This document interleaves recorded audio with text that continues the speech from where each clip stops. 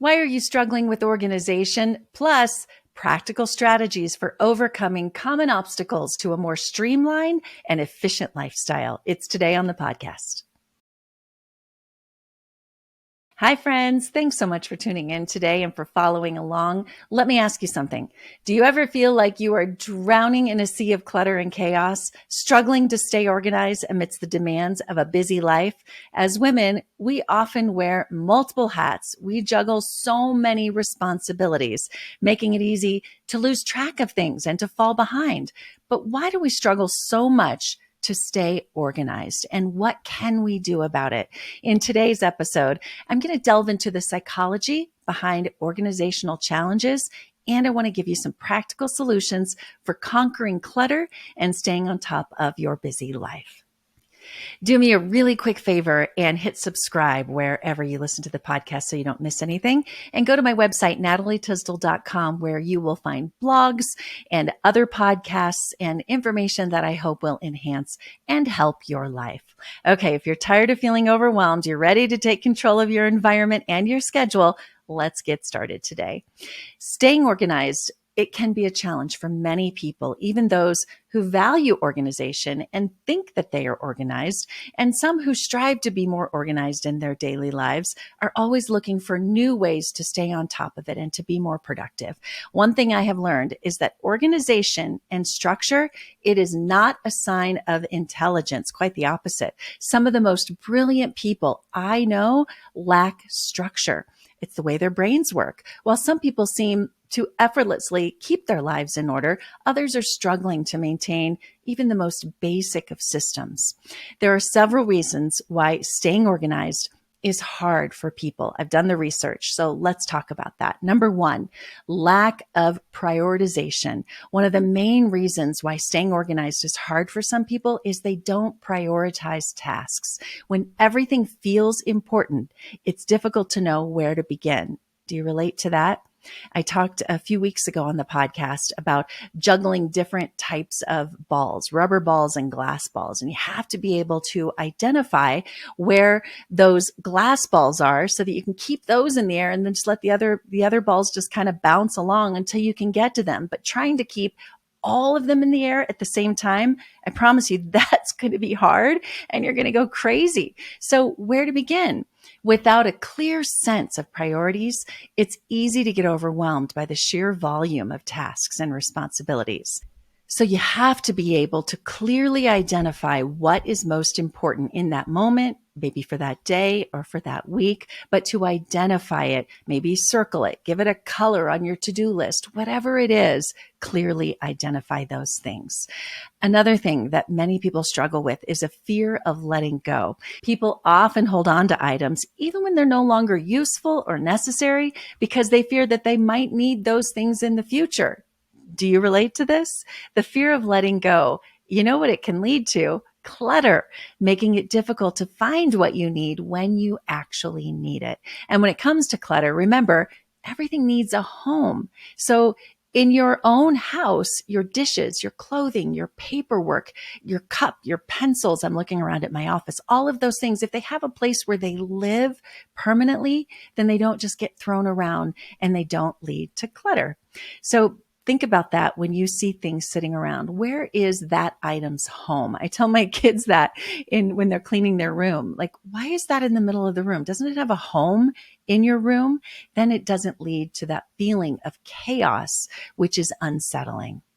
Procrastination is another reason why staying organized is hard for some people. Believe me, I have struggled with this, and many people around me have struggled with this idea and this feeling, this notion of procrastination. Often we don't even know that we do it. We do it for so many different reasons. Putting off tasks, especially when they're hard tasks, and putting off responsibilities, even hard responsibilities, that can create a backlog of work that can quickly become overwhelming. Procrastination also leads to a lack of motivation, making it difficult to start or complete tasks that require effort and focus. My mom used to say that motivation doesn't come first. You have to jump in, you have to start it before you actually get motivation.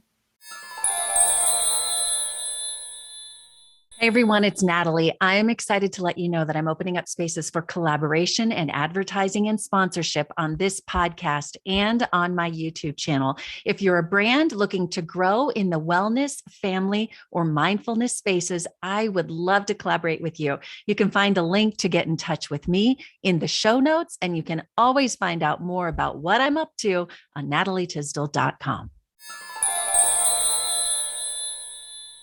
Lack of systems, having a system in place, that is crucial for staying organized. Without clear systems for managing tasks, managing appointments, information, it's easy to lose track of things if you don't have systems. A lack of systems can also lead to duplication of your effort and a simple waste of time. And who has time to waste any time? I know I don't.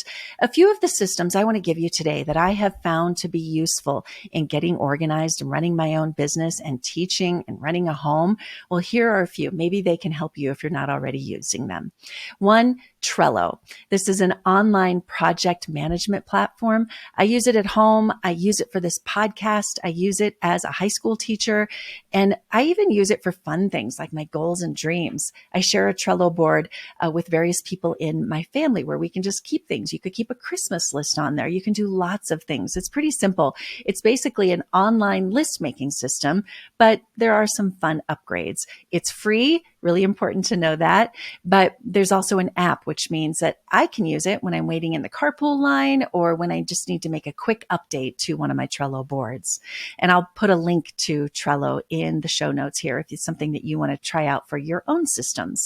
Another system I use for staying organized is Calendly. I put my podcast openings each week for scheduling, and guests, they book their online in Calendly. So this is key for me to save time and for automated responses. The word automated, especially in today's world, really makes things easier. It allows for so much help for me. So the same email goes out with links, tips for the recording, reminder emails the night before our recordings, even a thank you. That email goes out automatically to my guests. So I don't have to remember what to send them the night before, the day of, all the tips and tricks. It's just automatically in that system.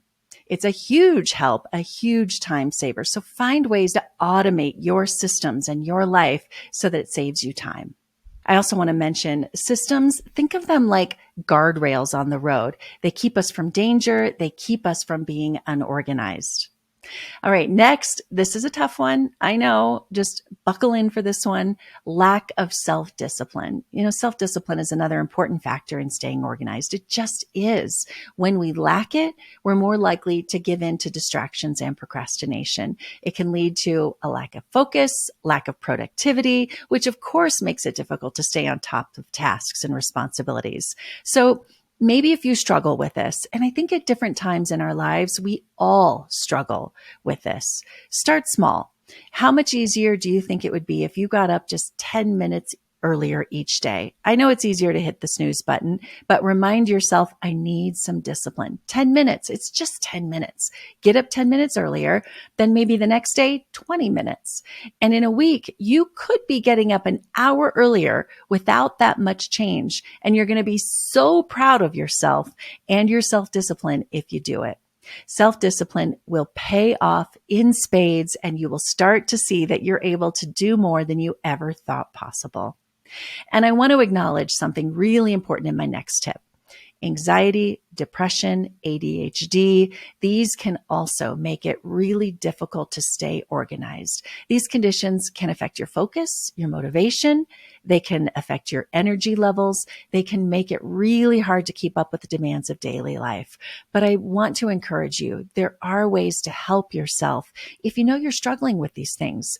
Whatever you do, don't tell yourself that you simply can't be organized because it's the way your brain was built. You can do things, and there are a lot of resources that can help you if you struggle with anxiety or if you have ADD or ADHD.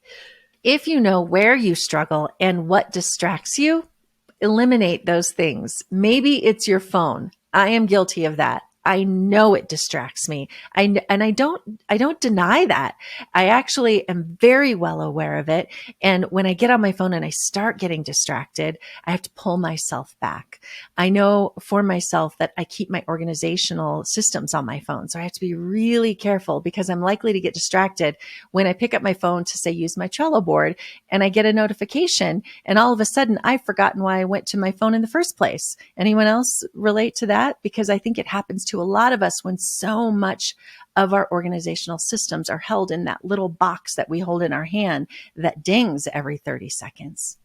Here's another tip. I use a timer. Yes, sometimes I use my phone, but sometimes I also just use an old-fashioned kitchen timer, and I set it for 30 minutes because in 30 minutes, you can get so much done if you eliminate all other distractions. So turn off notifications, turn off anything on your computer or your phone that might make a sound, and give yourself that 30-minute clock to accomplish a big task.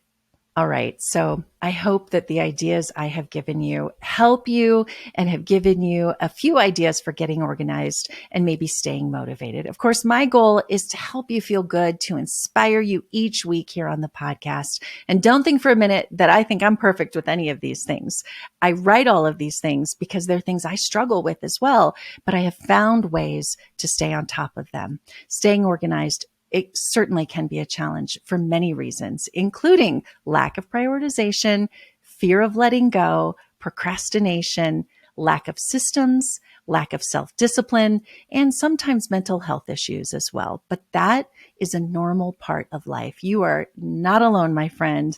Understanding these obstacles, finding ways to overcome them, that can certainly help people become more organized and productive. Please reach out if you have any questions or ideas for the podcast. Let's make this month all about goals. Let's stay hyper organized and motivated. I'm here with you. I want to be helpful. Have a great week. And I'm so happy to have you along for this podcast and for life. Talk to you next week.